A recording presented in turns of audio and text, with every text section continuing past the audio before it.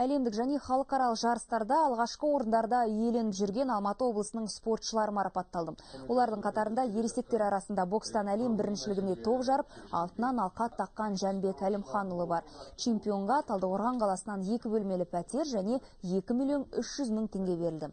Ал грек-рим күресінен әлем чемпионатында қола медаль таққан жетісулық палуан Нұрмахан Тіналиев пен ауыр атлетикадан әлемдік бәсекеде 3-ші орын алған Владимир Седовқа 700.000 теңге сыйақы берілді. Спорттың басқа да түрінен топ жарған 9 спортшы және олардың жаттықтырушыларына дәл осындай марапат жасалды. Соңғы бірнеше жылда облыста спорт саласының материалдық техникалық базасы да дамып келеді. Аудандар мен қалалардағы бірқатар спорттық сауықтыру кешендері толық жөндеуден өткен. Ал облыс орталығындағы Жетісу стадионының жанынан қосымша футбол алаңы және көгалдағы хоккей үйірмелері құрылды. Сонымен қатар ең үздік спортшыларға облыс қазынасынан ай сайын 30.000-нан 150.000 теңгеге дейін шәкіртақы төленеді.